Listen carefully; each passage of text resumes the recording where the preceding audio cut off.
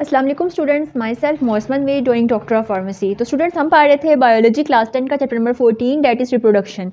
इससे पहले मैंने आपको एसेक्सुअल रिप्रोडक्शन जो है वो कवर करवा दिया। अब हम बात करते हैं sexual reproduction in plants. Plants जो है इनमें सेक्सुअल रिप्रोडक्शन कैसे होती है, आज हम इसको डिस्कस करेंगे। रिप्रोडक्शन इन फ्लावरिंग प्लांट्स जो है वो उसमें हम पढ़ते हैं। फ्लावरिंग प्लांट्स में हमने मोस्टली एग्जाम्पल लेते हैं एंजियोस्पर्म की क्लास की की।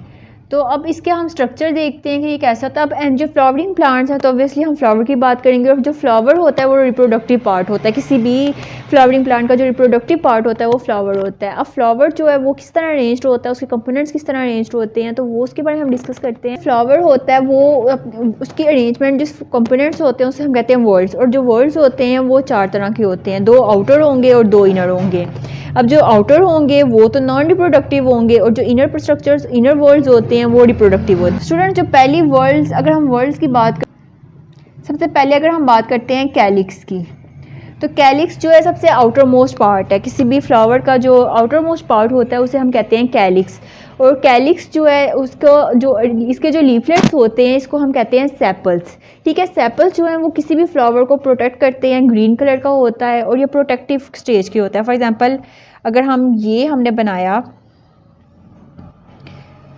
तो ये जो है ये आउटर मोस्ट पार्ट जो है इसको हम कहते हैं सेपल्स, और ये सेपल्स जो है ये ग्रीन कलर के होते हैं और ये प्रोटेक्ट करते हैं किसी भी फ्लावर को। ठीक है, अगर हम अब इसके बाद अगर हम सेकंड, और ये नॉन रिप्रोडक्टिव पार्ट है। ठीक है, अगर हम सेकंड की बात करते हैं, कैलिक्स के बाद आ जाता है क्रोला। क्रोला जो है वो सेकंड, कैलिक्स के नेक्स्ट आता है क्रोला। क्रोला के जो लीफलेट्स होते हैं इन्हें हम कहते हैं पेटल्स। अब पेटल्स ऑब्वियसली आपको भी पता होगा, पेटल्स जो होते हैं ये ब्राइट कलर के होते हैं, और ये जो है अट्रैक्टेड होते हैं, चाहे वो ह्यूमन बीइंग है या मैमल्स हैं या कोई भी ऑर्गेनिज्म है। इंसेक्ट्स अगर हम ले लेते हैं तो उनके भी अट्रैक्ट करते हैं। तो पेटल्स जो इसके जो इनर पार्ट होता है उसके अंदर आ जाते हैं पेटल्स। अब जो ये पेटल्स हैं ये ब्राइट कलर के होते हैं।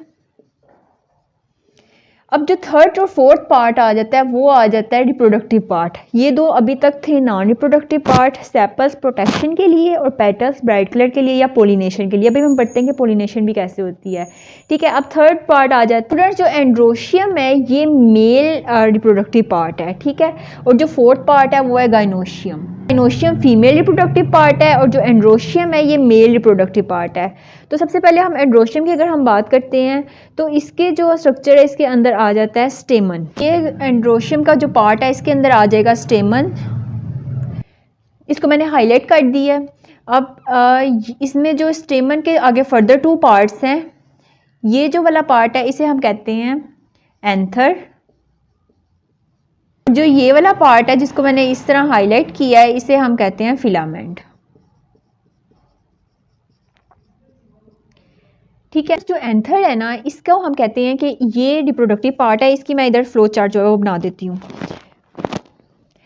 इसका मैं फ्लो चार्ट जो है वो इधर बना रही हूँ। एंथर जो है इसके अंदर होते हैं पोलन सैक्स।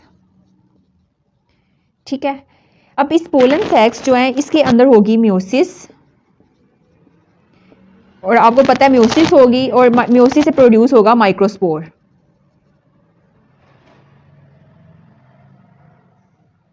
माइक्रोस्पोर्स। ठीक है, ये माइक्रोस्पोर्स जो हैं ये भी अप्लाइड होंगे क्योंकि म्योसिस हो रही है। म्योसिस से जो भी चीज़ प्रोड्यूस होती है वो अप्लाइड होती है। ठीक है, अब ये माइक्रोस्पोर्स प्रोड्यूस हो रहे हैं। अब ये माइक्रोस्पोर्स जो हैं इन्हें हम कहते हैं पोलन ग्रेन्स भी कह सकते हैं। ये पोलन ग्रेन्स जो है वो जर्मिनेट होंगे और जर्मिनेट करके ये प्रोड्यूस करेंगे मेल गेमीटोफाइट। जर्मिनेशन से क्या प्रोड्यूस करते हैं? Mail gametophyte.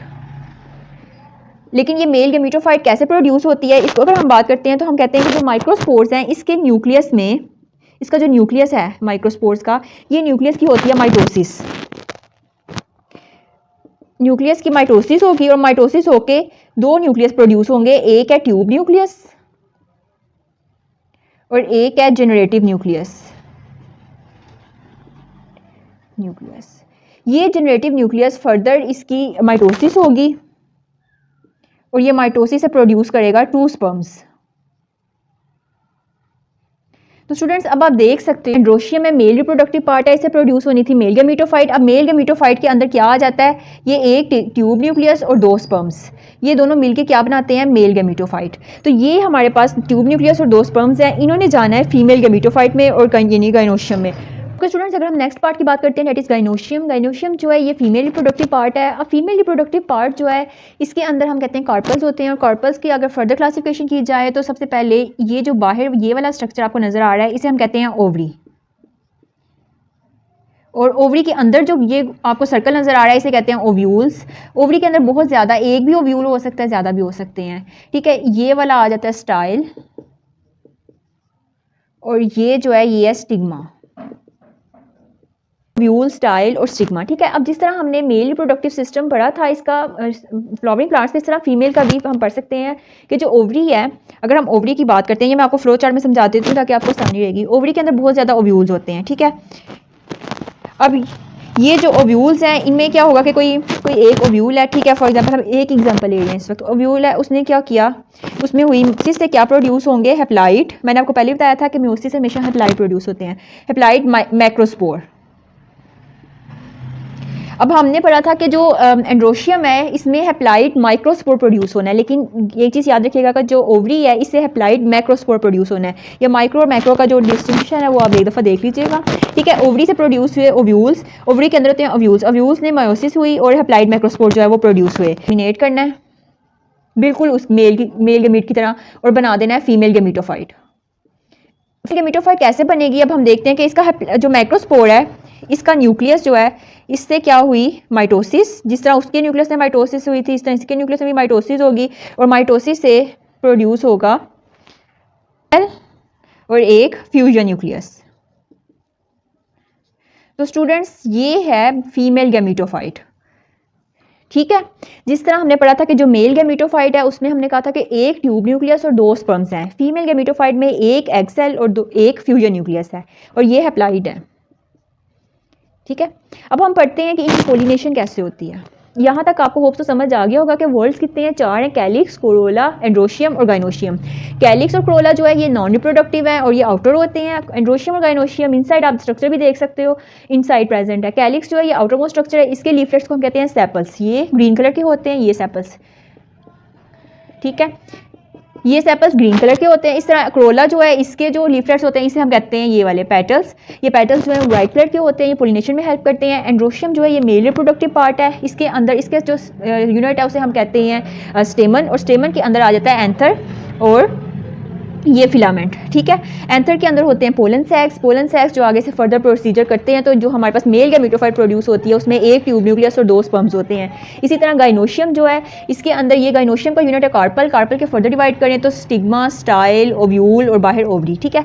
अब ये आगे से जो गाइनोशियम है इसका जो फीमेल गेमीटोफाइट है वो प्रोड्यूस, उसमें क्या होता है, एक एक्सेल और एक फ्यूजन न्यूक्लियस होता है। अब हम पढ़ते हैं कि इनकी पोलिनेशन किस तरह होती है। ये तो था जनरल स्ट्रक्चर के किसी भी सेक्सुअल प्रोडक्शन जो फ्लावरिंग प्लांट्स का है, उस एंजियोस्पर्म्स जो थे उनका जनरल स्ट्रक्चर था ये। अब हम इसकी पोलिनेशन मैकेनिज्म जो है वो पढ़ते हैं, ठीक है। स्टूडेंट्स अगर हम मैकेनिज्म देखते हैं तो जो मेल गेमीटोफाइट हमने पढ़ा है,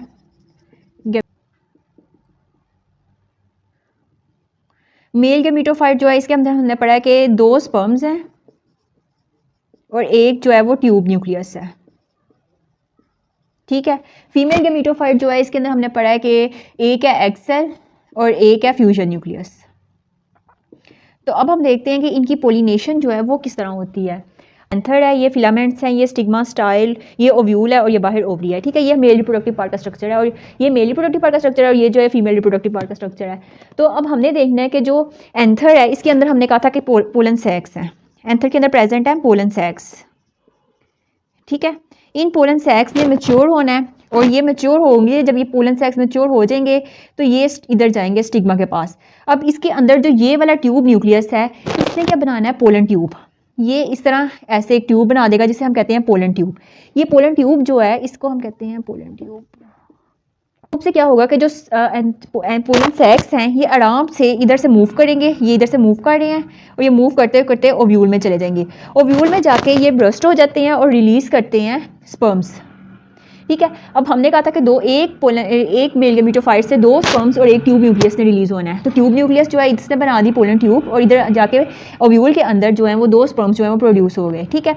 अब ये जो 2 स्पर्म्स हैं इधर ऑलरेडी प्रेजेंट है एक्सेल और फ्यूजन न्यूक्लियस, ठीक है।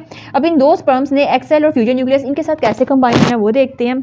अब हमने एंथर से पोलन सेक्स जो है मैं फ्लो चार्ट भी बना देती हूँ आसानी के लिए। एंथर से पोलन सेक्स जाना है स्टिग्मा में, और स्टिग्मा में जाके पोलन ट्यूब बना देंगे, ठीक है। और ये पोलन ट्यूब जो है ये ओव्यूल तक चली जाएगी और वहाँ जाके हमारा स्ट्रक्चर जो है वो आगे वहाँ जाके ब्रस्ट होंगे और स्पर्म्स जो है वो रिलीज़ कर देंगे, स्पर्म्स रिलीज़। अब क्या होता है कि एक स्पर्म, दो स्पर्म्स है ना, तो एक स्पर्म ये और एक स्पर्म ये, ठीक है। अगर तो ये स्पर्म एक इसमें से एग के साथ जाके कंबाइन हो जाता है तो ये प्रोड्यूस करेगा डिप्लॉयड जाइगोट, ठीक है। यानी कि वन स्पर्म हैप्लाइड एग और हैप्लाइड स्पर्म ये प्रोड्यूस करके ये प्रोड्यूस करेंगे डिप्लॉयड जाइगोट। ये जाइगोट फर्दर ग्रो करेगा तो ये बनेगा एम्ब्रियो, और ये एम्ब्रियो ऑब्वियसली ये भी डिप्लॉयड होगा, ठीक है। अगर तो ये इनमें से एक स्पर्म अगर फ्यूजन न्यूक्लियस के साथ जाके बाइंड कर जाता है तो फिर क्या होगा, फ्यूजन न्यूक्लियस। तो ये ट्रिप्लॉयड न्यूक्लियस प्रोड्यूस करेगा, ट्रिप्लॉयड न्यूक्लियस, जिसको हम कहते हैं 3N। तो ये ट्रिप्लॉयड न्यूक्लियस प्रोड्यूस करेगा, इसको हम कहते हैं एंडोस्पर्म न्यूक्लियस भी कहते हैं, एंडोस्पर्म न्यूक्लियस। अब इस एंडोस्पर्म न्यूक्लियस ने ग्रो करना है और इसने बना देना है एंडोस्पर्म टिश्यू, एंडोस्पर्म टिश्यू, ठीक है। अब इस एम्ब्रियो ने, अब ज़रूरी सी बात है एम्ब्रियो है तो उसने ऐसे ग्रो नहीं करते जाना, उसे फूड की ज़रूरत है अपनी ग्रोथ के लिए। तो जो एंडोस्पर्म टिश्यू है ये एज अ फूड यूज़ होता है इस एम्ब्रियो को, ये एम्ब्रियो जो है ये एज अ फूड इसको यूज़ करता है एंडोस्पर्म टिश्यू को, ठीक है। यानी कि एक तो आपको एम्ब्रियो मिल रहा है और एक साथ में उसका फूड भी मिल रहा है। तो ये प्रोसेस है सारा पोलिनेशन का। पोलिनेशन में होता क्या है कि transfer of pollen grains from anther to stigma, यानी कि ये एंथर है और ये स्टिग्मा। एंथर में पोलन सैक्स होंगे, ये ट्रांसफर कर देंगे अपने पोलन ग्रेन्स को इधर, और एंथर से स्टिग्मा तक जो जाने का प्रोसीजर होगा इसे हम कहते हैं पोलिनेशन। पोलिनेशन जो है उसका मैकेनिज्म हमने पढ़ा है कि वो किस तरह पोलिनेशन होती है एंथर से स्टिग्मा तक। अगर हम पोलिनेशन की टाइप्स की बात करते हैं तो इसमें होती है क्रॉस पोलिनेशन और सेल्फ पोलिनेशन, दो तरह की होती है पोलिनेशन, यानी कि सेल्फ और क्रॉस। जो सेल्फ पोलिनेशन होती है उसमें क्या होगा कि एक ही मतलब एक ही स्पीशीज़ के प्लांट्स अगर पोलिनेट हो रहे हैं तो हम कहते हैं सेल्फ पोलिनेशन, और अगर दो डिफरेंट स्पीशीज़ के प्लांट्स आपस में पोलिनेट हो रहे हैं तो उसे हम कहते हैं क्रॉस पोलिनेशन, यानी कि एक स्पीशीज़ का प्लांट दूसरी स्पीशीज़ के प्लांट के फ्लावर, दूसरी स्पीशीज़ के फ्लावर के साथ जाकर पोलिनेट कर रहा है तो उसे हम कहते हैं क्रॉस पोलिनेशन। इसके अलावा पोलिनेशन की अगर हम रिलेटेड टू ऑर्गेनिजम्स बात करते हैं तो इंसेक्ट पोलिनेशन भी होती है। इंसेक्ट्स के ज़रिए पोलिनेशन वैसे अगर किसके ज़रिए होती है तो हम कहते हैं इंसेक्ट्स के ज़रिए भी होती है, विंड के ज़रिए भी होती है। इसके अलावा मतलब कि रेन, ड्यू ड्रॉप जो हैं उनके ज़रिए भी हो सकती है। इंसेक्ट्स के ज़रिए कैसे होती है कि जो इंसेक्ट्स अगर बैठते हैं फ्लावर्स के ऊपर तो जो उनके पोलन ग्रेन्स होते हैं वो इनके साथ स्टिक हो जाते हैं। जब वो स्टिक हो जाते हैं तो ये इंसेक्ट अगर किसी दूसरे फ्लावर के साथ जाके दूसरे फ्लावर के ऊपर जाके बैठेगा या कहीं और किसी दूसरे स्पीशीज़ के फ्लावर के साथ जाके बैठेगा तो उसकी भी आगे से फर्दर वो फिर पोलिनेशन, यानी कि उसको एटलीस्ट इधर से पोलन सैक्स मिल गए हैं दूसरे फ्लावर को, तो ऑब्वियसली पोलन सैक्स जब स्टिग्मा पे जाएंगे तो वो पोलिनेशन का प्रोसेस जो है वो स्टार्ट हो जाएगा। तो इंसेक्ट वैसे तो पोलिनेशन में इंसेक्ट पोलिनेटेड और विंड पोलिनेटेड भी आते हैं, पोलिनेटेड पोलन ग्रेन्स। ये जो इंसेक्ट पोलिनेटेड और विंड पोलिनेटेड पोलन ग्रेन्स होते हैं, इंसेक्ट के जो होते हैं ये ज़रा स्टिकी होते हैं, और जो विंड होता है इसके पोलिनेटेड, इसके जो पोलन ग्रेन्स होते हैं जो विंड्स के ज़रिए सप्लाई होते हैं तो वो ज़रा लाइट इन वेट होते हैं, क्योंकि हवा के ज़रिए उन्होंने इधर से दूसरे एक जगह से दूसरी जगह जाना होता है, माइग्रेशन होती है, तो ये ज़रा लाइट इन वेट होते हैं। और ये जो इंसेक्ट वाले होते हैं ये स्टिकी होते हैं। इसके अलावा जो अगर आप देखोगे कि जो इंसेक्ट पोलिनेटेड पोलन ग्रेन्स होते हैं उनके जो फ्लावर्स होते हैं वो काफ़ी ब्राइट होते हैं ताकि इंसेक्ट्स वहाँ उन ब्राइट फ्लावर्स की तरफ अट्रैक्ट होने आके बैठते हैं, जबकि विंड के में इस चीज़ की ज़रूरत नहीं होती। और इसके अलावा इनके विंड पोलिनेटेड जो फॉर ऑफ प्लेसेस पे इनकी ज़्यादातर वैसे इतनी दूर नहीं जाते, इनकी मतलब कहीं ना कहीं नियर बाय ही रहते हैं, लेकिन जो इंसेक्ट पोलिनेटेड होते हैं इंसेक्ट्स फॉर ऑफ प्लेसेस पे जाते हैं तो फिर इनकी पोलिनेशन ज़रा लार्ज होती है और इनकी ज़रा इतनी लार्ज नहीं होती, लेकिन इनका ये है कि इनकी विंड के ऊपर डिपेंड करती है, क्योंकि इंसेक्ट पोलिनेटेड जो है वो कभी भी इंसेक्ट्स के ऊपर डिपेंड करते हैं, वो कभी भी आते हैं और जाके इवन एक जगह से दूसरी जगह वो माइग्रेट जैसे से करेंगे तो पोलिनेशन जो है वो होती जाएगी। बतानी थी कि जो ओव्यूल्स होते हैं वो जब मेच्योर होते हैं तो वो सीड कोट जो उनकी ओव्यूल की जो लेयर होती है अगर वो मेच्योर होगी तो वो टेस्टा बनाते हैं जिसे हम इंटेग्यूमेंट भी कहते हैं या सीड कोट भी कहते हैं। और अगर ओवरी जो है वो ओव्यूल मेच्योर होकर सीड बनाता है और जो ओवरी होती है वो मेच्योर होकर फ्रूट बनाती है, तो वो दोनों आपस में दूसरे के साथ जो हाँ जिस पॉइंट पे जुड़े होते हैं उसे हम कहते हैं हाइलम, ठीक है। तो ये था इनका सीड जर्मिनेशन होती है इनकी सीड की इसी तरह। अच्छा, इसके अंदर एक चीज़ बतानी थी कि इनके लिए भी प्रॉपर ऑप्टिमम कंडीशन की ज़रूरत होती है सीड्स की जर्मिनेशन में, जैसे टेम्परेचर। मैंने आपको पहले भी वीडियोस में बताया था कि optimum conditions are very important. For example temperature है तो प्लांट्स का ऑप्टिमम टेम्परेचर जो होता है वो 20 से 30 डिग्री सेल्सियस होता है। इसके अलावा जो है ऑक्सीजन की सप्लाई, क्योंकि एम्ब्रियो है तो एम्ब्रियो ने रेस्पायर करना है तो वो रेस्पायर तभी कर सकता है जब उसको ऑक्सीजन की प्रॉपर सप्लाई मिलती है, तो ऑक्सीजन की सप्लाई जो है वो बहुत इंपॉर्टेंट होती है ऑप्टिमम एम्ब्रियो। अब ये एम्ब्रियो आपको पता है कहाँ से बना है, डिप्लॉयड जाइगोट से, और जाइगोट मैंने आपको बता दिया कि किस तरह बनता है मेल और फीमेल के गैमीट्स की फ्यूजन से, वो सारा प्रोसीजर मैंने आपको बता दिया। दूसरे नंबर पर एम्ब्रियो जो है ये डिप्लॉयड होता है, ठीक है। इसके अलावा इसके अंदर एक आता है एंडोस्पर्म टिश्यू, एंडोस्पर्म टिशू, इसका भी हमने अभी पढ़ा है कि एंडोस्पर्म टिश्यू जो है वो किस तरह बनता है और ये एज अ फूड यूज़ होता है एम्ब्रियो के लिए। उसके अलावा थर्ड जो आता है वो है सीड कोट। सीड कोट जो है वो भी मैंने बताया कि ओव्यूल जो है उसकी लेयर जो है वो मैच्योर होकर इंटीग्यूमेंट जो है वो मैच्योर होती है तो वो सीड कोट बनाते हैं, या फिर इसको हम टेस्टा भी कहते हैं। ये जिस पॉइंट पे सीड कोट जो है ये जिस पॉइंट पे फूड के साथ जुड़ा होता है उस पॉइंट को हम कहते हैं हाइलम।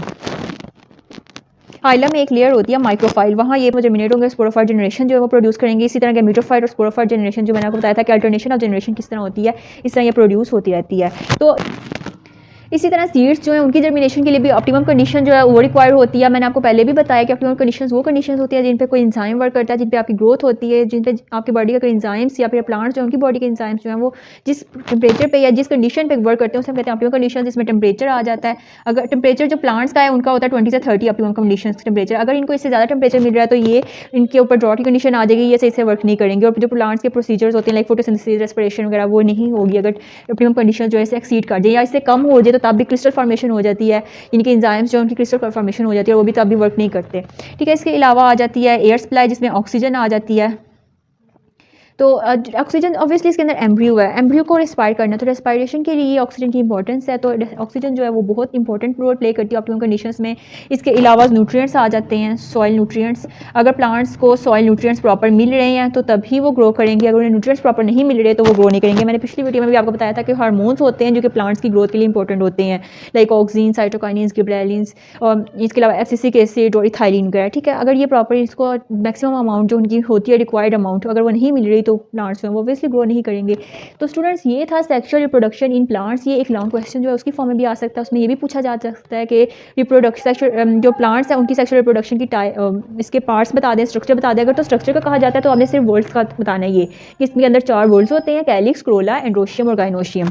लेकिन अगर आपसे पूछा जाता है कि रिप्रोडक्शन क्या, पोलिनेशन कैसे होती है, तो फिर पोलिनेशन में जो मैंने अभी थोड़ा सा पहले मैकेनिज्म बताया वो सारा आपने डिफाइन करना है। डायग्राम जो है वो ज़रूर आपने दिखानी है। इसके अलावा पोलिनेशन का पूछा जा सकता है, पोलिनेशन की टाइप्स का पूछा जा सकता है, उसका मैकेनिज्म पूछा जा सकता है।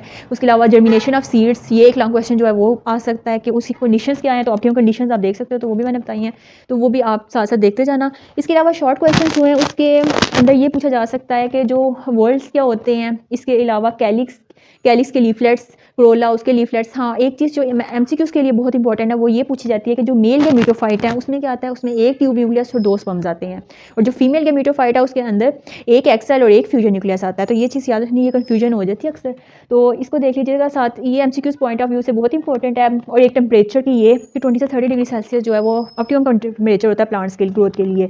तो स्टूडेंट्स ये था आज का sexual reproduction in plants. Hopes आपको समझ आ गई होगी। Thank you very much.